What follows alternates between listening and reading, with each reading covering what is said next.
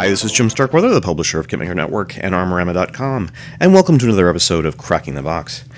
I've got a lot of kits, and we're going to be getting on with quite a few kit reviews and such now that I've finished my little project of building a kit. I can certainly appreciate the guys on various channels that build constantly and not just do unboxings like I do, because it's a lot more work.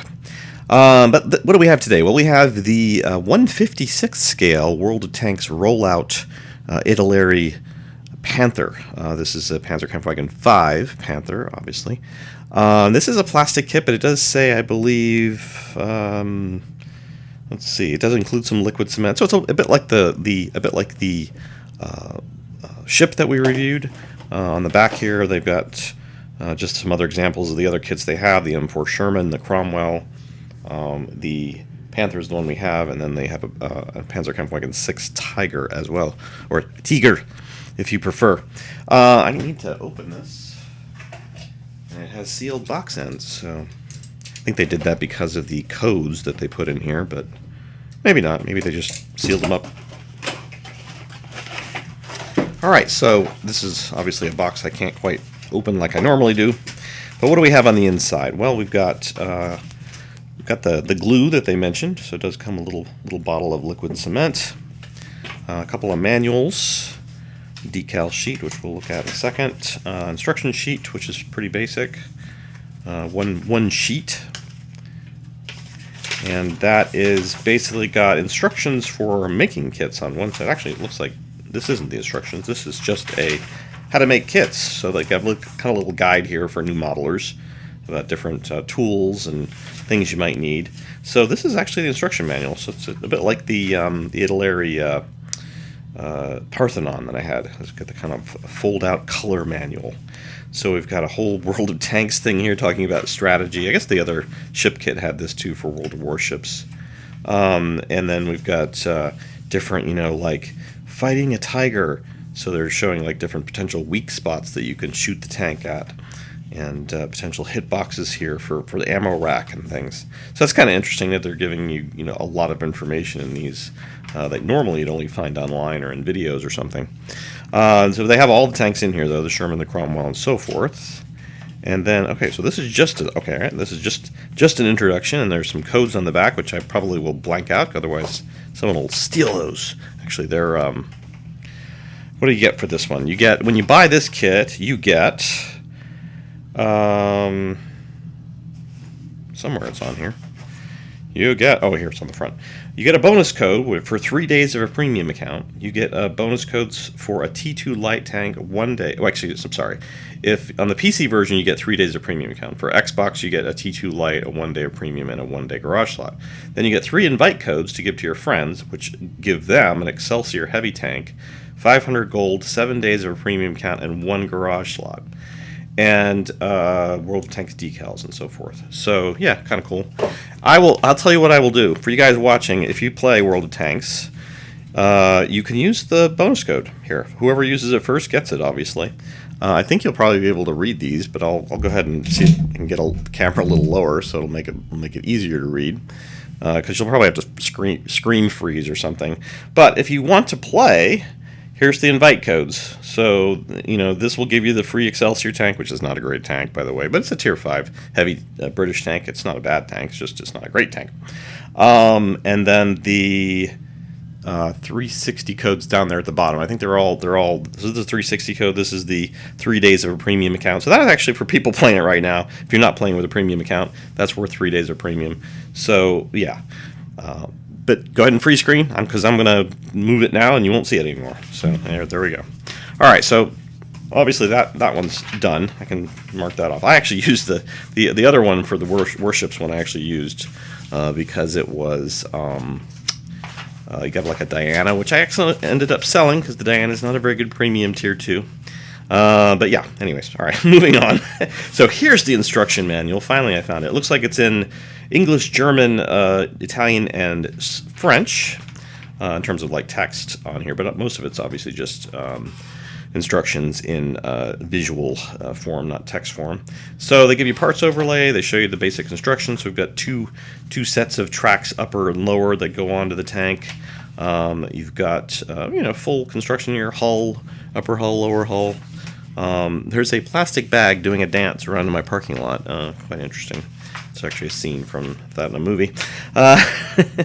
The really big. I mean, you can see that there's basically like 5 steps of construction here. They do show a nice painting over a guide for people who might want to paint the tank and make it look, give it a nice winter camo. 2 different kinds of winter camo there, and one summer camo, and actually another. These are actually camos from the game. Now that I think about it, this is a camo that's in the game. This one is not really too much. I think there is a camo that looks a little like this one in the game, but it's not quite that one. Just like this, I don't believe that camo. Maybe that? No, I don't think so. That doesn't look like a camo. There's a white camo in the game. Anyways, so yeah, that pretty much covers the instructions. Let's take a look at the plastique a little bit closer up. There's the decal sheet here. I'll just kind of throw that in frame too. I'll actually move the camera down so you can see it a little bit better. I won't have to hold it. Sorry about the blinking light. I think, I figured out how to turn that light off at one point, but now it's come back on. I need to figure out how to turn it off again. I did the Tamiya review of the F-14, and somebody commented on that video. It's like, wow, I didn't have that. I didn't know what that was. It was blinking on the box. I thought maybe there was actually a light on the aircraft box. It's like, no, that would actually be cool though. Little flashing light. Okay, so here's the plastic. The upper hull here has Zimmerit on the front and the sides. It does have kind of an indentation here. I think that's where the crew figure can go. No, actually, the crew figure I think is commander's figure. So I'm not sure why they did that, other than maybe you can kind of put the hatch a little bit skewed and then maybe paint this black. Was that the intent? There's actually some nice, through points here for the ventilation and such. So that's kind of nice that they've done that. The tracks are obviously, since they're kind of 2-piece arrangements for each side, no visibility through the tracks at all, which there would be some in real life, I believe. So but at this scale, 1/56 scale, is a very odd scale. It's kind of like, I guess it's kind of a gaming scale from what people told me on the other one, or when we got these. But yeah, everything looks pretty nice there. They have the road wheels all in one piece, even with the kind of the casings here for the idler and drive sprocket. The drive wheels are separate, although they don't have teeth for them on all the way around. I mean, they were definitely conserved on plastic here. There's that commander's figure, which I believe he goes up in the turret. The mantlet has Zimmerit on it. The turret has Zimmerit on the sides. It looks like a really quick build. But the parts look nice. I mean, they definitely new moldings here, all new tooling. So it's for a modern kit, it's probably a decent 1/56 scale kit, and smaller than a 1/48 scale. Kind of. I guess it is.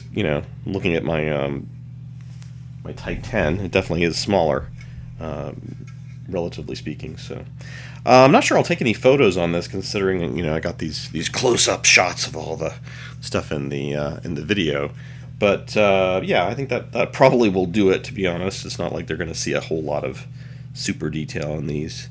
But photos will be back for you guys who missed them in the Tamiya Type 10 48 scale unboxing. I think I kind of forgot to do it, and then I started building the kit, so that was one of the kind of problems with that. So.